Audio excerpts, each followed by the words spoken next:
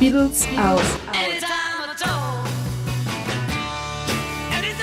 BeatlesAhora es conducido por Luis Limón y Jorge Ramos.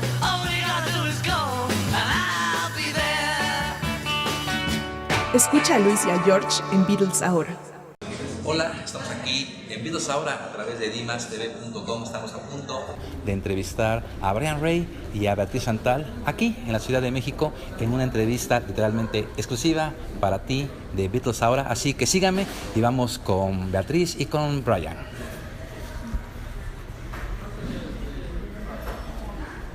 Estamos aquí en una entrevista exclusiva para Di+TV.com y también para Éxtasis Digital. Soy Luis Limón y en esta ocasión tengo el gran honor de platicar con Brian Ray, que está aquí a mi izquierda.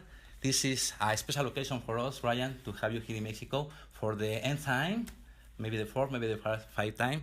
How are you this time in Mexico? I feel great. I'm so happy to be here with this incredible new presentation with Beatrice. Okay, Yeah. yes. What we know is that you are here to support Beatrice in her new recordings Yes, exactly. and to promote her new single. Yes. And I believe that single was written by you.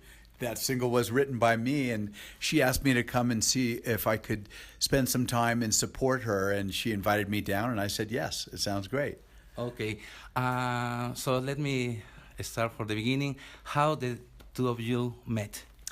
I believe we met like on Twitter or something like this, because a friend had said, "Have you seen this Mexican star from Brazil and Mexico, Okay. who's a singer and an actress? She's on television today saying how she's your biggest fan and she loves your voice and she loves your music." And I said, "Oh no, she must be talking about Paul." And the friend said, "Well, no, she was talking about you." So I was surprised. I saw a little clip of it and I just reached out to her to thank her. And then all of her 5 million fans started at Twitter. Great. And we became sort of friends on Twitter, really. Okay, That's years ago. This is what? That's 5 years ago or something like this. okay. But it's different to be friends than to work on a project together.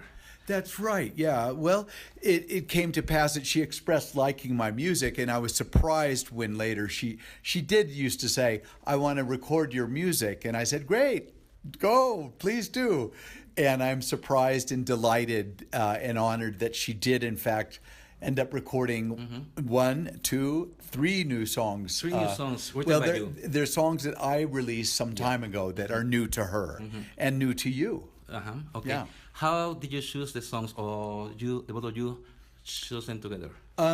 Well, in 2 cases, she chose the songs.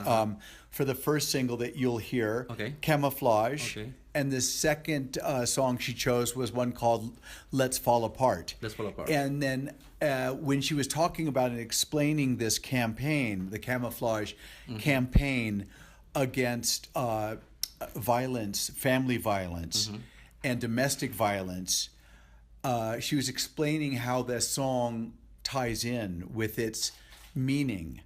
And I was so moved by that. And then I thought, well, if you have room on the album for one more song, there's a song I wrote on my first album called Anywhere But Home, which talks about a person who's asking to go, "Take me anywhere. Let's go here. Let's go there. Take me anywhere. I just don't want to go home."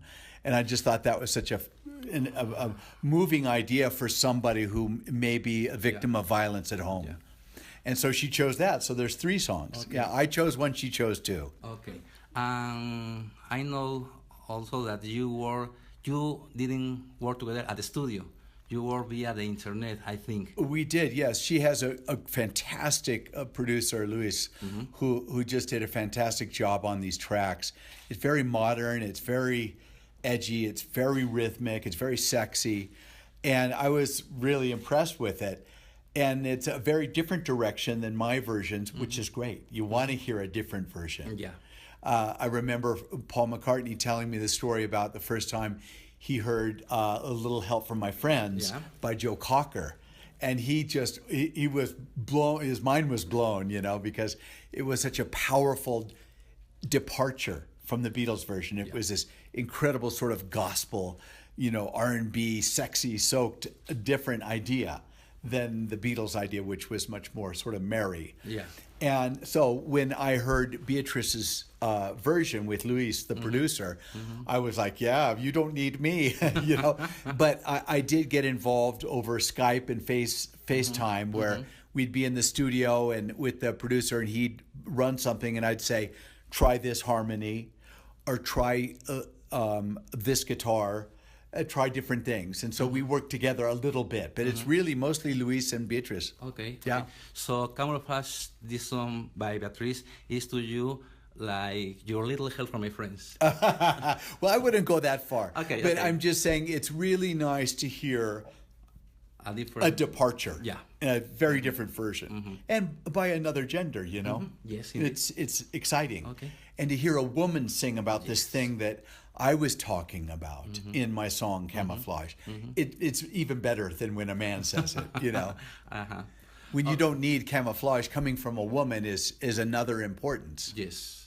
Yeah. So you are not only a musician but also a songwriter. How did you know that you wanted to be a musician? Oh, I knew when I was 3 years old, probably, when I was learning how to run, I wanted to be a musician. I was very lucky in that I had a sister who was 15 years older than me, half-sister. Half-sister. And she was in high school at 18 years old when I was 3 years old.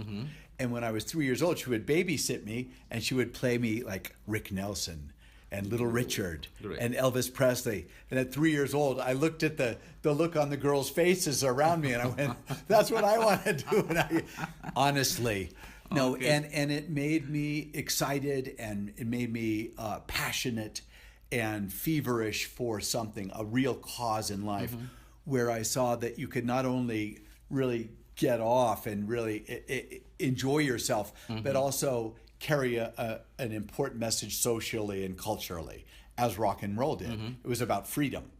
Okay. Yes, I know. And so that's what inspired me. And how did you develop your capacity to write songs? The first songs I wrote, I was writing songs before I could really write songs. I would take other songs and write my own lyrics to them and then say, this is my new song. I was just, trying anything. And my first songs were simple. I remember when I was about 13, I had a tape recorder, reel-to-reel tape recorder, 2 tracks, and you could bounce back and forth. And I found out later that's what, everyone was doing later, the Stones, the Beatles, everything. But I would just bounce back and forth and create my own first little recordings.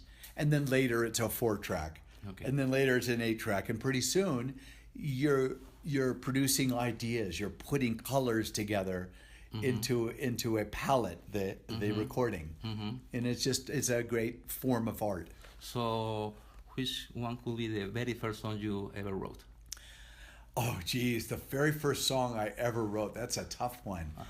It could be a song called You Gave Me the Power. You Gave Me the Power. And it was, in high school band, junior high school band. Okay. Don't ask me to sing it because I won't. So is there any recording of it? There is. I don't have it. Okay. But my friend does. There is a recording of it. Okay. And the lyrics make no sense at all. My friends in my high school band come up to me now and they just said, what did you mean when you sang this lyric? I said, I don't know. It meant something then. Okay. But, and then you learn as you go along, you write a lot of bad songs or you write a couple good ones and then you write a really good one and then you write some more bad ones and you just learn like you do anything, like playing football or you learn, you fall on your ass and then you get up and you kick the ball again. So through all this time, you wrote songs and then you have the idea to release a very first album, Mondo Magneto. Yes, I did. And the idea with that was I'd always had a lot of music inside me that I wanted to express and release, but I also have very high ideas about what the sound should be. Because in these days, if you're writing music and recording music, you're also producing. You're the one that's adding the different elements together. You're making a movie for the ears. And so one thing is it's expensive to do it correctly. And finally, because of Paul McCartney's trust and generosity, I was making a living, and I thought I could invest in myself. And so I made an album the way I want to hear an album, with real people in a real room, making arrangements, and then, good studios. Okay, you have 2 solo albums and 1 album with the Bayonets. That's right, yeah. How did you and Ollie decide to work together? So Oliver Lieber and I, he's a talented singer. Not singer, I'm sorry, he's not a talented singer.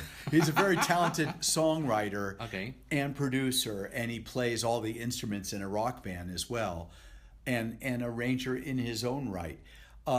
He and I had become friends through people in common, and he wrote songs on my first solo album with me and on my second solo album with me. And I came to him for a third solo album, and he said, no, let's just do a band this time. And I said, okay. So it was that easy. He pushed it. He pushed it. He said, let's do a band. And I said, okay. Yes, he wanted to enjoy that too, and have fun and play live and be a part of it. So it was fun to do it together, and I really love the work that we got to do together. The music we wrote makes me smile. And then you found Lucrecia. Yeah, that's funny too, yeah. So Oliver said, I think it would be a great idea to add a female element to the front of this band, to have a female presence. I said, that's a great idea. And more fun to look at for more people. But more interesting. These days it was becoming very popular again, as it was in the mid-'60s, to have a female and a male up front together, interacting, and lyrics going back and forth, and a little tension, And I thought that this was a cool idea. And then I immediately sent him an email with a picture of Lucrecia and I on stage together from Argentina. And he goes, she's perfect. And I didn't tell him she's from Argentina. And that we would have to fly her to Los Angeles every time we want to work. But that's what we did. We flew Lucrecia like 3-4 times to Los Angeles.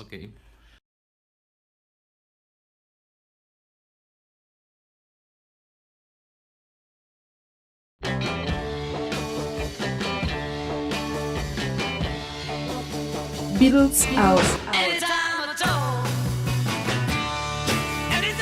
BeatlesAhora es conducido por Luis Limón y Jorge Ramos.